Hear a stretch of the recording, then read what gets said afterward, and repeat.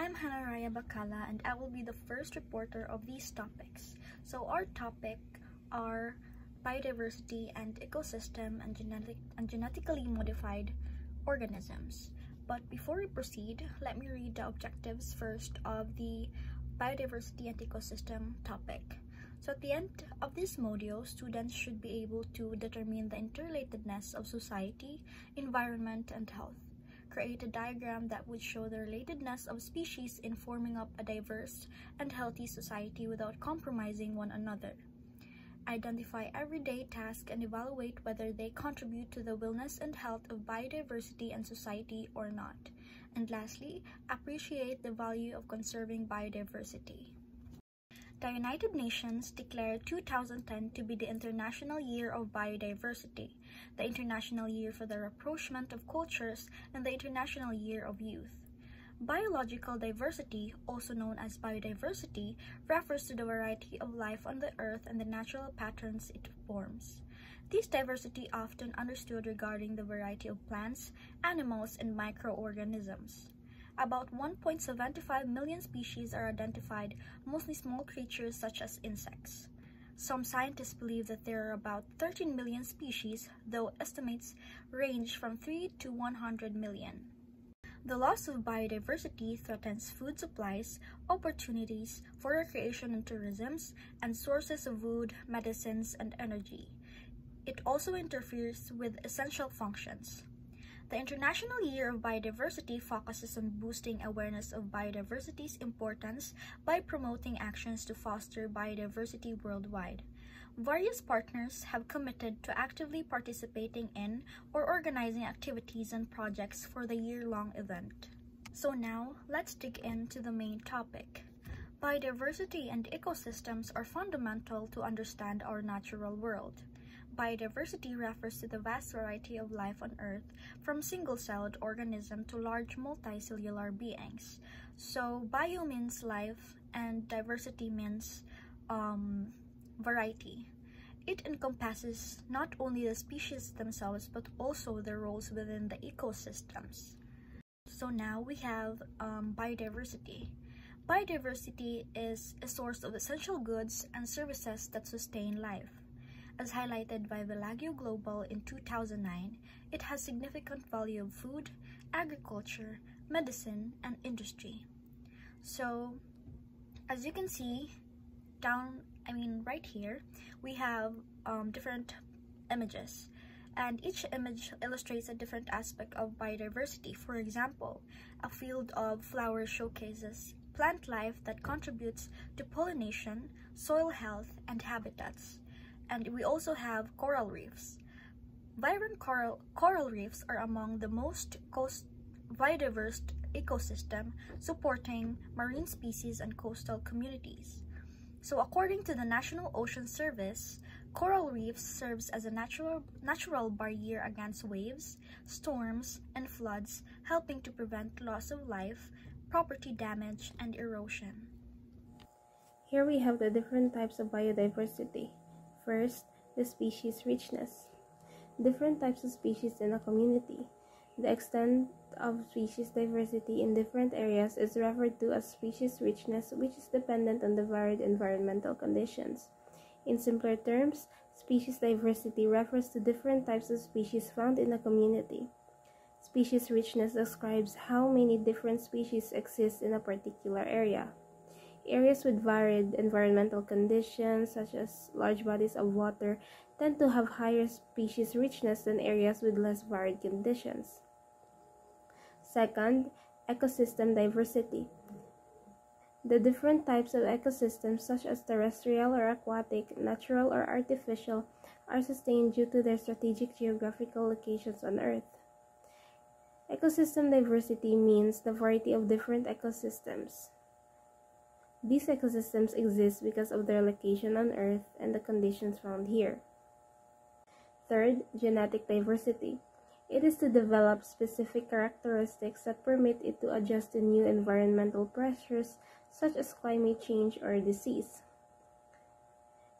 In simpler terms, genetic diversity is the variety of genes within a species. This variety helps the species adapt to changes in their environment, like climate change or some diseases. Even closely related individuals can have different genes leading to variation within a species, but still, it can have many similarities. What are mega biodiverse countries? This refers to top biodiversity-rich countries including the Philippines. The concept is used to highlight awareness of conservation issues around the world. To qualify as a megadiverse country, it must have a high level of endemism, which is the state of a species being native to a single defined geographic location such as an island, state, nation, country, or other defined zone, and species diversity as well as have marine ecosystem along its border. To put it in simpler terms, mega biodiverse countries are nations with exceptionally high biodiversity. This means they have a large number of different plants and animal species, many of which are found nowhere else on Earth, hence endemic species. To be considered megadiverse, a country must also have a high significant marine ecosystem along its coast. The concepts help raise awareness about the importance of conservation efforts worldwide. The three types of biodiversity are interconnected. 1. Genetic diversity means the variety of genes within a species. This is the core, the innermost level. Second, species diversity, the number and abundance of different species in a given area. This level surrounds the genetic diversity.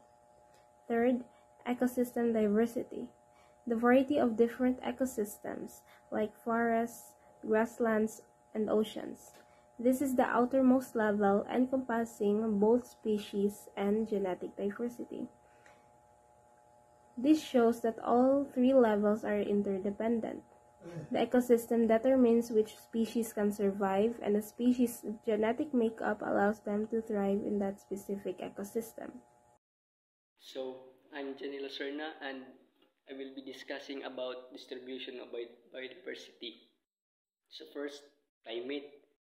Because of climate, nga magbago-bago, temperature, rainfall, and humidity, syempre, daghan po nga mga species ang mabuhi or ma-survive. For example of this is sa place nga like tropical rainforest. So because of the warm, ang mga species or animals is mangita og kanang ilang place nga comfortable mao nang adto sila mamudyo. So syempre kung dito na sila mamudyo, mapiktuhan ang distribution sa diversity kay mabuwag naman sila.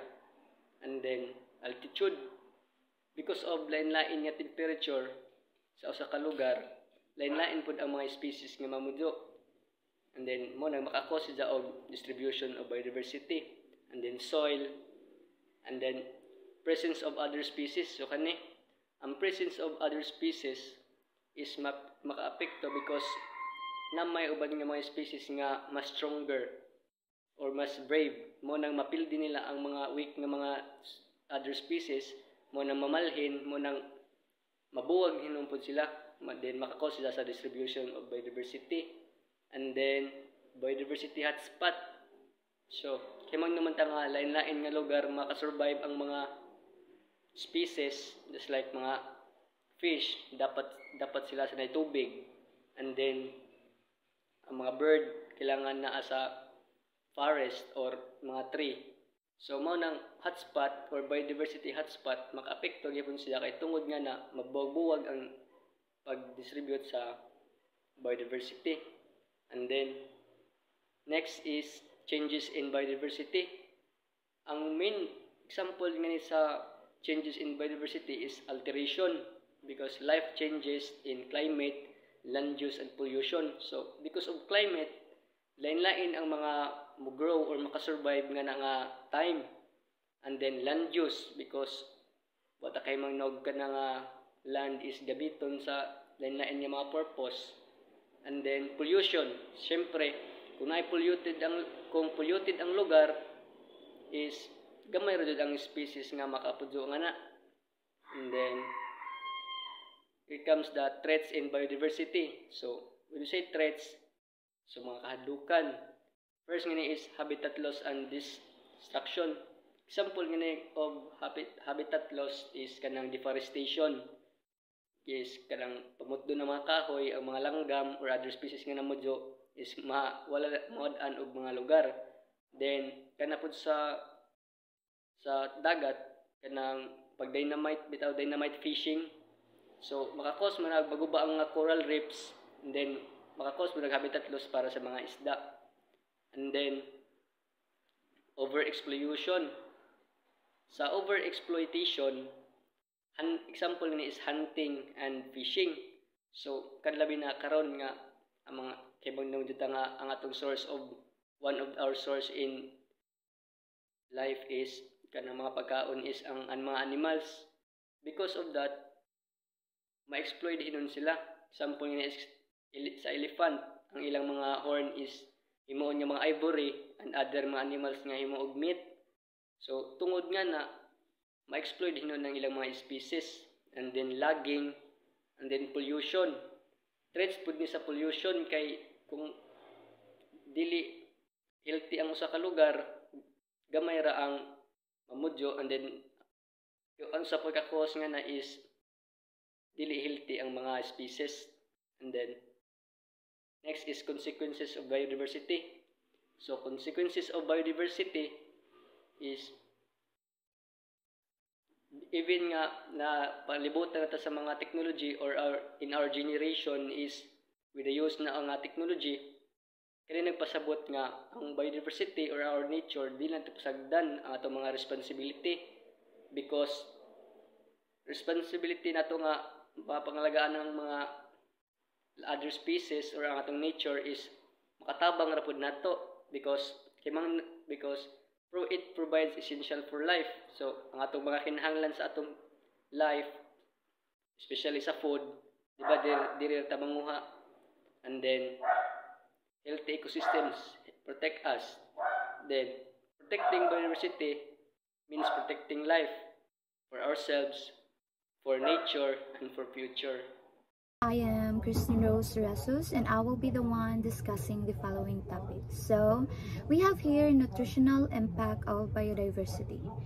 But before anything else, I would like to define first what is nutrition and what is biodiversity. So let's start with the word nutrition. So what is nutrition? So it is a process of consuming, absorbing, and utilizing nutrients from food to support an organism's growth, development, and maintenance of life.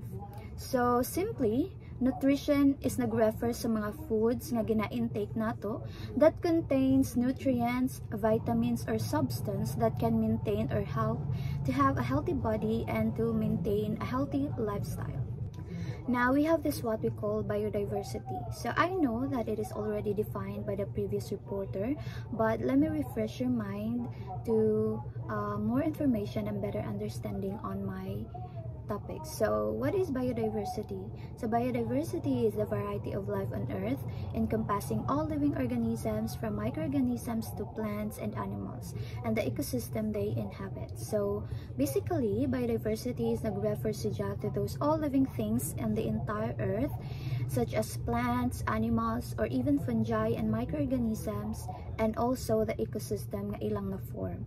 And take note nga kini sila is mo ni ang mag-provide nato og food to eat to sustain our life or to have a better life or healthy life. So what will be the possible impact of biodiversity toward our nutritional aspects? So nutritional impact of biodiversity. So according to the World Health Organization, biodiversity is a vital element of a human being's nutrition because it influences food production. Biodiversity is a major factor that contributes to sustainable food production for human beings.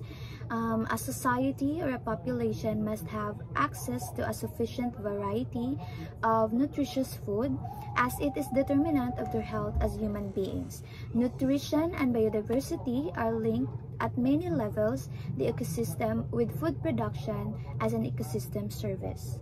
Now, to sum up the whole idea, biodiversity has a crucial nutritional impact as it underpins the availability and quality of diverse and nutritious food sources. A loss of biodiversity can lead to reduced dietary diversity and affect the nutrient composition of food, potentially causing malnutrition, particularly in vulnerable populations. Conversely, maintaining and promoting biodiversity in agriculture and food systems can enhance the availability of nutritious foods and improve nutritional outcomes. So, in this situation, makaingon jud ta nga nai-impact ang biodiversity towards our nutritional aspect, since ang biodiversity itself is moment siya ang provide nato og food or mga nutrients or mga substance, mga vitamins nga atong i-intake to have a healthier and a better body or lifestyle.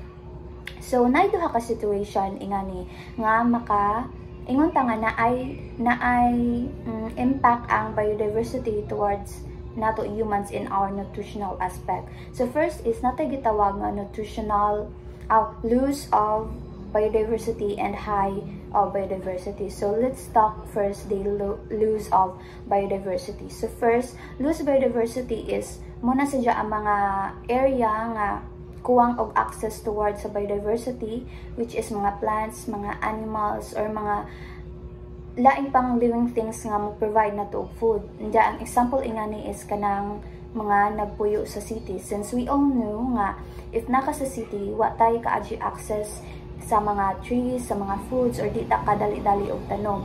Munang lose or kuwang na sila, or dili sila ka-access sa mga biodiversity nga maghatag na mga healthy foods. Munang makakause pud siya og malnutrition. Mas daghan sa city ang mga malnourished nga mga bata or mga tao.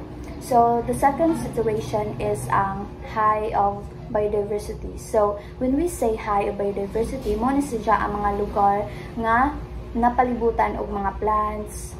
Example is kanang mga nagpudyo sa bukid. Since we all know nga, kung naka sa bukid, ang halos nakapalibot nimo is mga kahoy, mga tanom, and then dali ra ka makatanom og mga gulay, mga prutas, mo nang mas daghang access ang mga tao nga nagpudyo sa bukid. Mo nang gitawag pud sila high biodiversity kay daghan man ang mga plants, mga animals ang nakapalibot nila, so mas daghan sila access towards nga mga butang.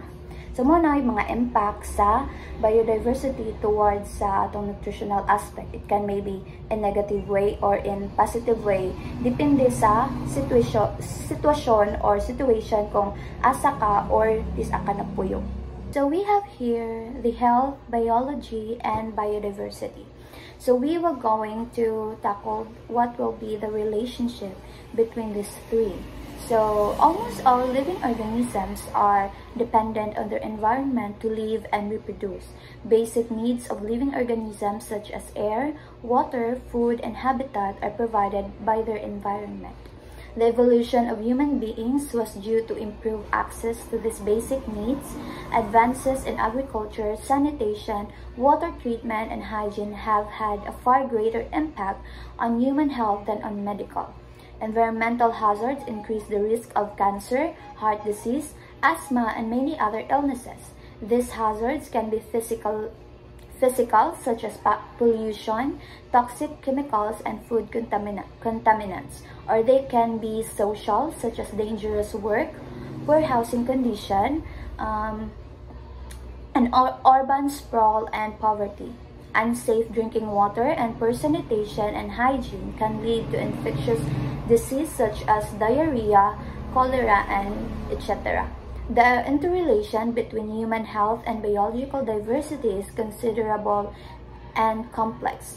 With the current biodiversity loss at unprecedented rates, the delicate balance between human health and biological diversity is at risk. So, for a better understanding, biology is the study of living things, including people, animals, and plants. It helps us understand how our bodies work and how to stay healthy.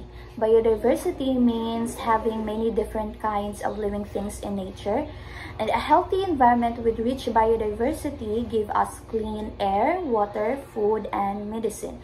When we harm nature and reduce biodiversity, it can lead to more sickness and fewer natural resources. So, biology, health, and biodiversity are all connected and important for life. In short, biology is the study of life, and biodiversity supports life, and health is the result of a strong and a balanced life system. So here we have the environment-related issue. So some human illnesses that are found to be related to their environment include Parkinson's disease, heart disease, cancer, chronic obstructive pulmonary disease, asthma, diabetes, obesity, occupational injuries, dysentery, arthritis, malaria, and depression. According to experts, climate change could also have a serious impact on human health and could deteriorate the farming system and reduce nutrients in some foods. Relationship between human health and the environmental raise many ethical, social, and legal dilemmas by forcing people to choose among competing values. Now let's talk about the biodiversity conservation. So it is just necessary and a must to take some action to conserve or protect sa atong biodiversity, since naman sila impact toward us as a human being, and we all know that they also help us to maintain a healthier and a better life system. So here are the actions or things to do to conserve our biodiversity. So first is the biodiversity inventories. Second, conserving biodiversity in protected habitats. Restoration of biodiversity, imparting environmental education, enacting, strengthening, and enforcing environmental legislations, reviewing the agriculture practice, controlling urbanization, conservation through biotechnology, and lastly, population control. Hello, good day. So, I'm Kim Kurt T. Alapag, and I'm the one to report the genetically modified organism. So, when we say genetically modified organism, it is the alteration of DNA of any organism or plants in our environment. And first, I will discuss the objectives. So the objective is, at the end of this lesson, the student should be able to identify issues on genetically modified organism, discuss different implication and impact to the GMO or the genetically modified organism, and understand the historical concepts of GMO. So, in the Philippines, the first generation farmer was Rosalie Iliasus, a former overseas Filipino worker in Singapore. Then, when she came back here in the Philippines, she became a farmer. Then, attended the Integrated Pest Management Control or the Integrated Pest Management. Then, dito siya nakakuhag mga knowledge about unsaon pag-control sa pest diri sa Pilipinas para makatabang sa ato mga farmer. Kay kaning mga pest, kaning mga insect, unsa man dining pest, kaning pest man siya mga insect nga mukutkot muguba sa mga pananom sa ato mga farmer. Then when she attended it, and it helped she gained knowledge, then siya ang naka-discover sa BT corn. Kaning BT corn mao ni siya ang kanang kaya nga mo resist sa usa ka insect or usa ka pest nga kusog mo kuba sa mga pananom sa mga farmer. Mao ni siya ang corn borer. Kaning corn borer man na mao lagi itong insect ang giingon. Then pest dya kaados atong mga farmer parang kay tungod kay magansi man sila ug di ni maagapan ni nga kanang ug managhan pag-adyo ni mga corn borer. Then so Miss Elasus volunteered for demonstrating in her field. So BT corn yielded 7.2 tons per acre as compared to a regular yield of 4.2 tons per hectare. No insecticide spraying was needed.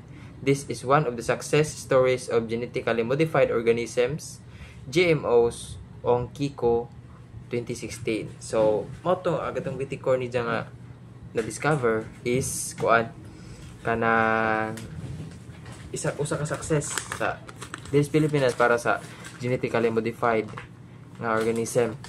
Kanto dayong BT corn is BT from the word Bacillus thuringiensis. Siya usa siya ka bacteria.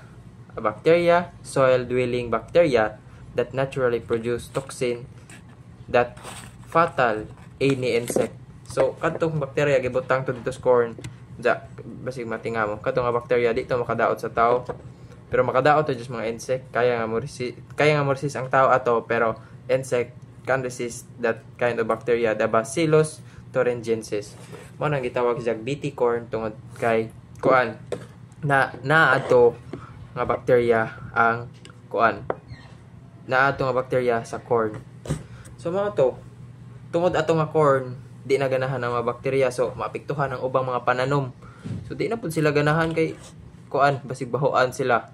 Bahoan or kanang makita na sila ato mga matay na mga to. So tungod ato, instead nga kanang spray nga makadaot spray para sa insecticide nga makadaot, mao nang na-introduce ang mas nindot ang BT corn instead nga spray.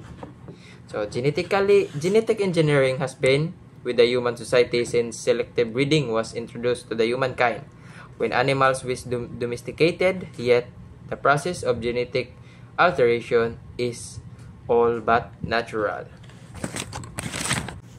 So when we say genetic engineering, it is the process, a laboratory process, that altered the DNA of any organism. It was in 1951 that the term genetic engineering was coined by Jack Williamson, author of the science fiction novel Dragon Island, stable for 2004. This was years before the actual research findings on the DNA role in heredity and its structure, the double helix of Watson and Crick, were published. Through the continuous search for development, genetic engineering no longer stayed in science fiction novel. It became a reality in science laboratories. The genetic process of genetic engineering is the deliberate manipulation of the organism's genes, where it may be involved transfer of genes from other organism. So, mahalaga ito, ang genetic engineering is the process of altering the DNA of any organism.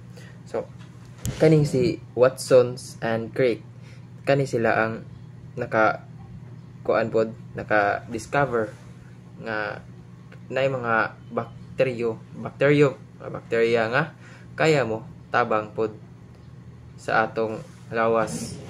Then kaya like example kanang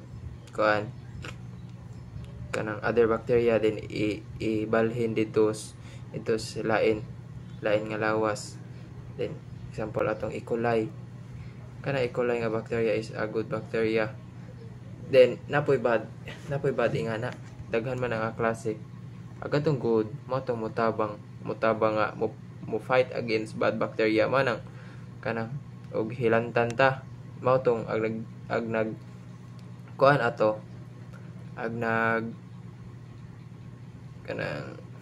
nag-govern ato nga bacteria mo to E. coli pod na kay mainom na hugaw man ang mga hugaw sa tubig, mainom sakitan tagtidyan.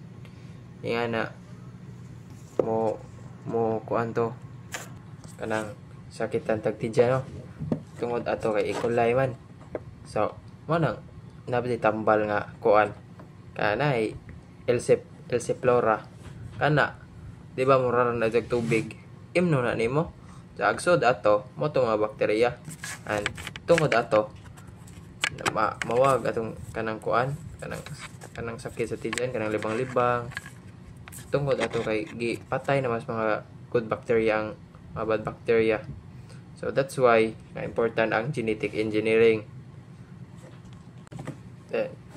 An antibiotic resistant E. coli bacteria was created in 1973.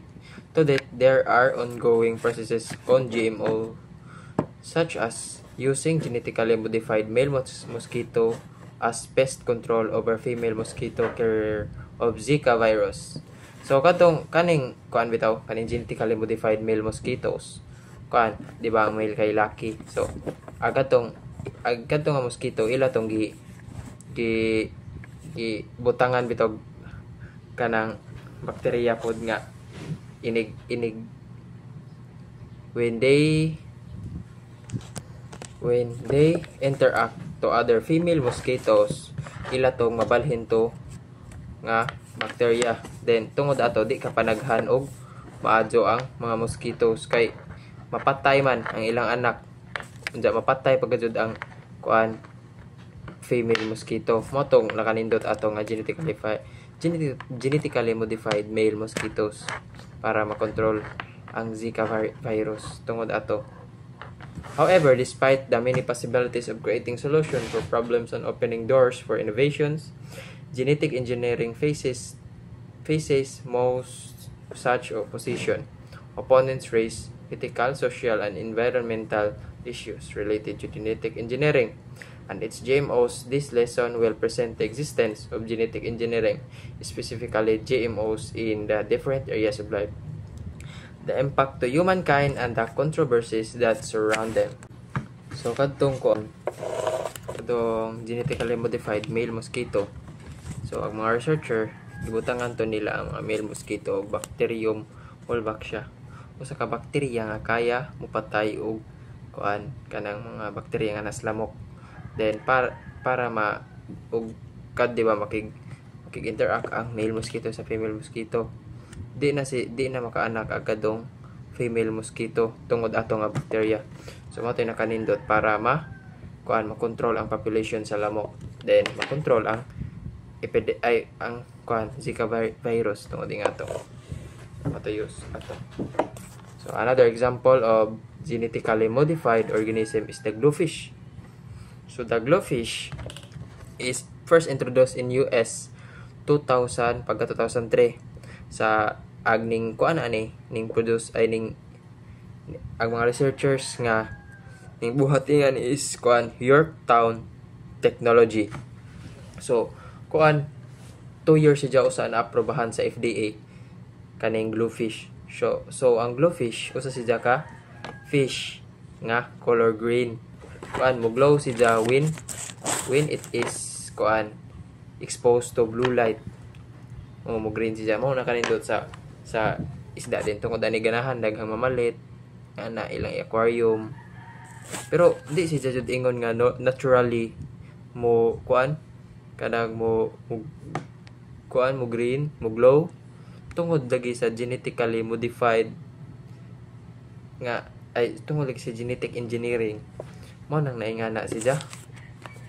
So ang kani nga fish originally siya usa ka zebrafish jud kanang ang mga researcher ilang gibutangan ni GPF or the green fluorescent protein nga gikan sa jellyfish Ocqueria. Usa siya ka protein gikan sa jellyfish nga kung expose sa blue light mahimong green. So ang nakanindot ato ilang gibo, di ba? Ato laging akong giingon ninyo nga kaning si Jack Williamson atong pagka 1951 is wa ra giingog sa fiction ra gibutang ang kuan genetic engineering na dyan in real life, diba? Tungod atong jellyfish aquaria nga protein or the green fluorescent light ang gitawag green fluorescent protein nga gitawag gibutang ato nga DNA sa kuan zebrafish. Kani zebrafish usa siya ka transparent nga fish, then kuan na ra siya nagpudo sa mga lake nga na. Then tungod ato nindot kay mura si jag kanang ay amazing sa tanawon nga fish ang bluefish. What is GMO? So dira ta musugod pa ta sa what is GMO, pero nakasabot na mo gunsa gud ang GMO. Kay tungod ato mga example, mga tao nga ning gamit og GMO. So genetically modified organism is the term used for an organism created through genetic engineering. So connected ang GMO og genetic engineering tungod kay without genetic engineering there's no GMO. Kay kuan nagsugod mga jud ng GMO sa genetic engineering. So the World Health Organization or WHO defines, or the WHO defines the GMO as an organism, either plant, animal, or microorganism, in which the genetic material DNA has been altered in a way that does not occur naturally by mating or natural recombination. So, ang GMO is, ito ang gingon ninyo, the alteration of DNA which is not occur naturally. So gihilabtan sa mga researcher to, gihilabdon man yung mga researcher ila mga jutang pasadyunan gusto man maglingkod-lingkod na laman ta.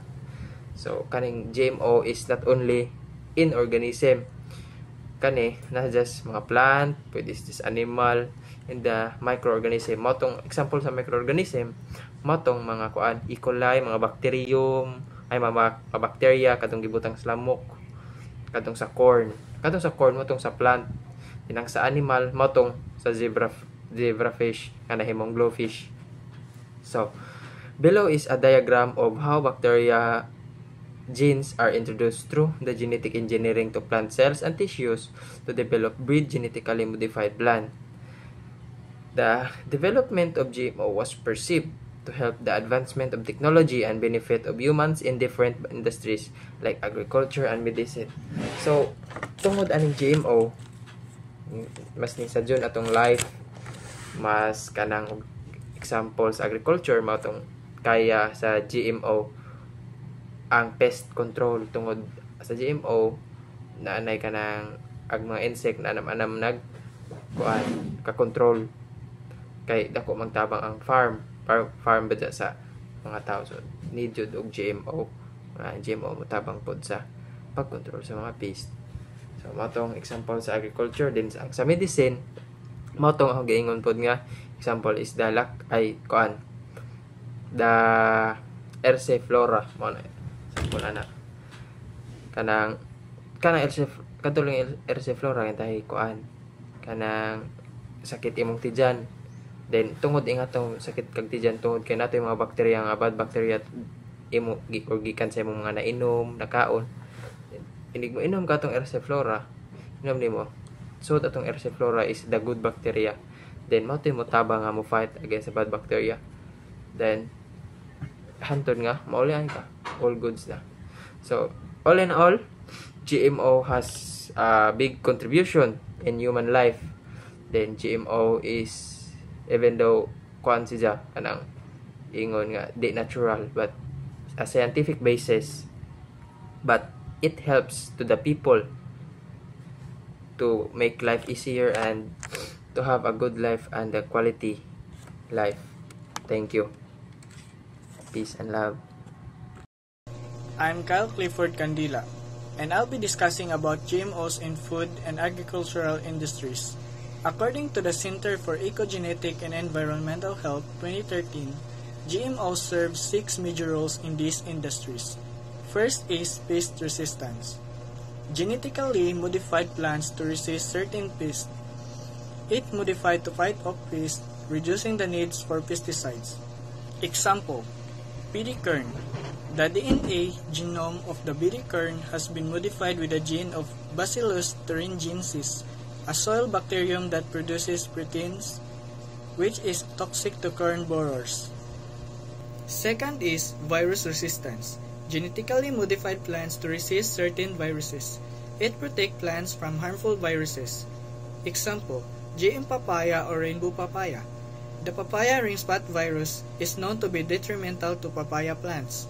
The protein of PRSB was introduced to papaya plants through plant tissue, which turned out to be resistant to the virus itself.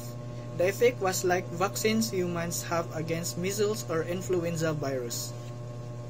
Third is herbicide tolerance. Genetically modified plants to tolerate herbicide. Crops such as Roundup Ready soybeans can survive herbicide application, allowing farmers to control weeds without harming the crop. Fourth is fortification. Genetically modified plants fortified with certain minerals. Crops like golden rice are enhanced with nutrients such as beta-carotene, a vitamin A precursor to combat nutritional deficiencies. Fifth is cosmetic preservation. Genetically modified plants resist natural discoloration.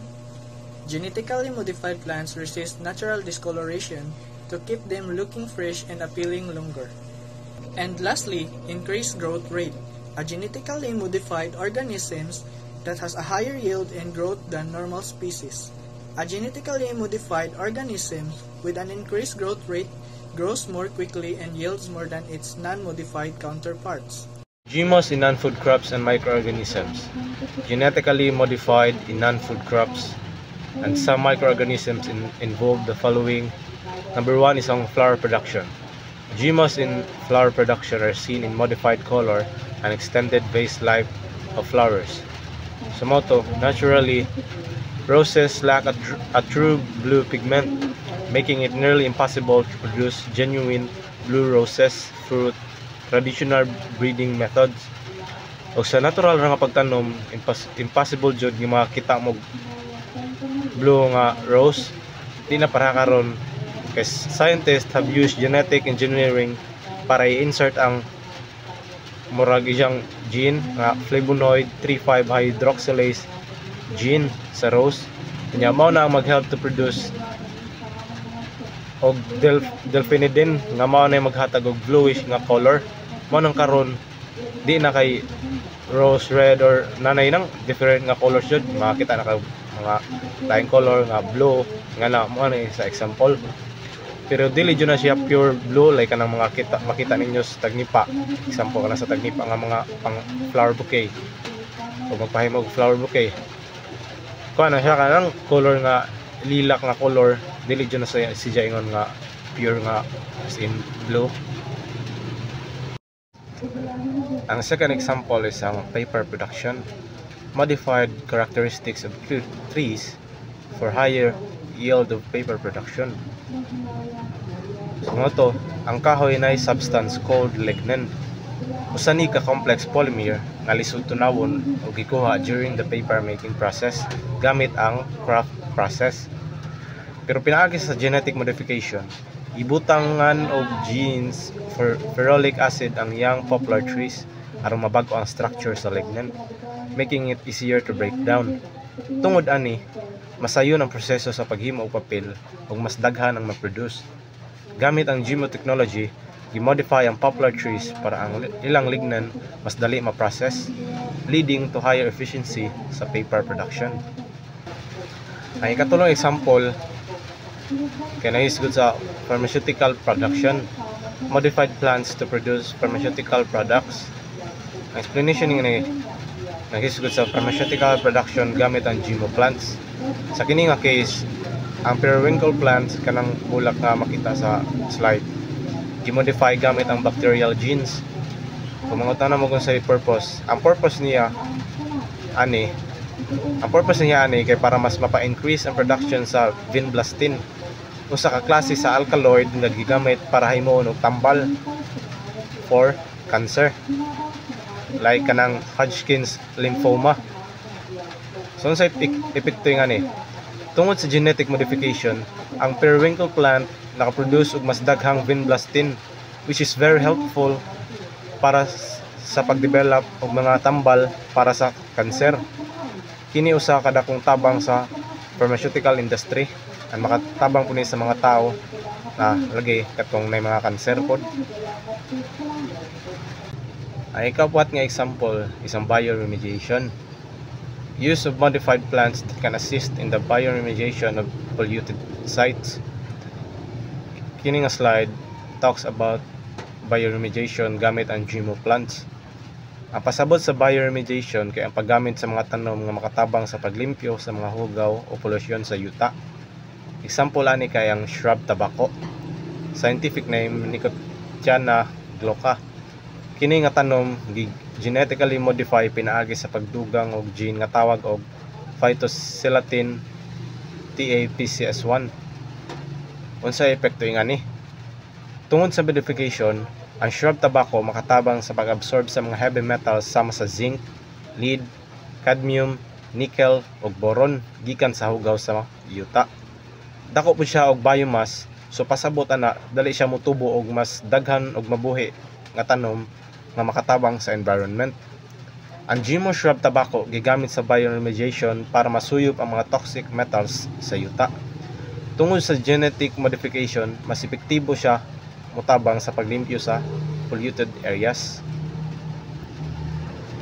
Number 5 is enzymes and drug production. Use of modified microorganisms that can produce enzymes for food processing and medicines. Ang slide naghisgot bahin sa paggamit sa genetically modified organisms sa mga microorganisms nga dili para pagkaon pero para sa enzyme and drug production. This means that scientists use modified microorganisms to create enzymes that are useful for food processing and medicine production. Usa ka example ngani kay ang Shijitase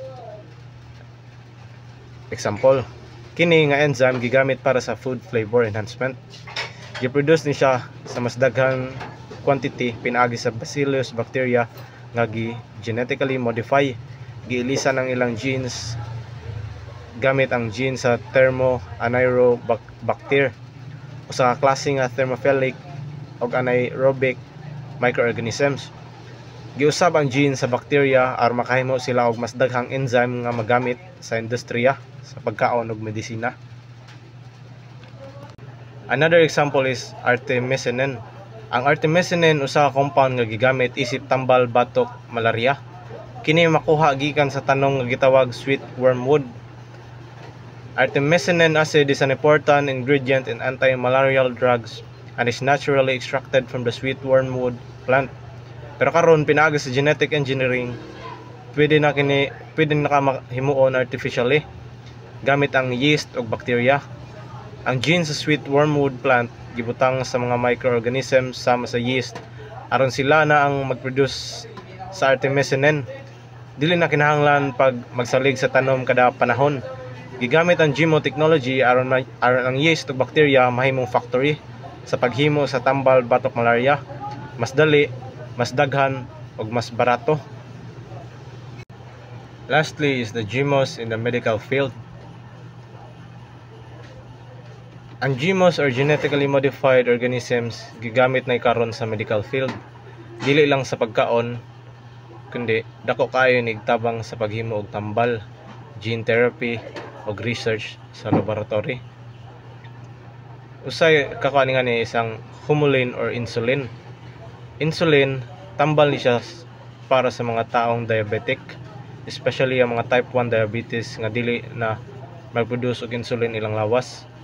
Before sa GMO technology, ang insulin gikuha pa sa pancreas sa baboy ug baka. Ang mga problema before, dili tanan tao compatible sa animal insulin. Naiuban allergic reactions, then limitado po ang supply. Moto, nakakamab sila solution, genetically engineered insulin. In 1978, ang mga researchers sa City of Hope nakahimo og human insulin gamit ang bacteria nga gimodify genetically. Diyon saon man. Number 1 is gikuha ang gene nga nagmando sa human insulin production. Na ikaduha gibutang sa DNA sa bacteria. Then ang bacteria karon naghimo na og human insulin pareha sa lawas sa tao. Kini nga insulin gitawag nga humulin. Ang unang human insulin nga genetically kanang modified. Ya. Jamoto as kuan nilabay ang mga panahon na sila kuan improve nga version gitawag nga humalog. In 1996 gisugdan ang paggamit sa humalog usa ka version sa insulin nga mas paspas ang epekto, mas maayo para sa daily injection need sa mga diabetic patients. Ya, nganong importante man kay mass production of insulin mahimong posible, cheaper, cleaner, and more effective than animal insulin. Millions of diabetic patients around the world depend on this GMO technology kada adlaw.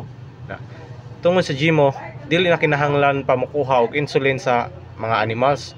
Ang mga bakterya na mismo ang gipat work aron mag-produce og insulin nga parehas ra sa natural nga insulin sa tao. Kini nakatabang kaayo sa mga diabetic nga tao nga dili na magka-allergy ug makasiguro nga naa nay enough nga supply. So, potential risk of GMOs. So, we all know nga GMOs di na daghan karon kay daghan naman taning gamit. Kinsa. And then first is hard to control.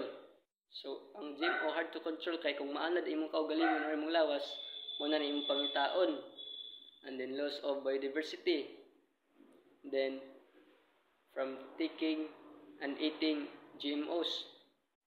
And then from taking or eating the GMOs, na possibility nga matrigger og na kay mga allergy. And then human consumption of GMOs might have the following effects. So, 4. First, more allergic reaction. Unang kung nakay allergy lagi daan, wa kay mangno, mao na ni makakos nga matrigger, and then makakos nga more allergic pakaadyo. And then gene mutation, and then antibiotic resistance and nutritional value.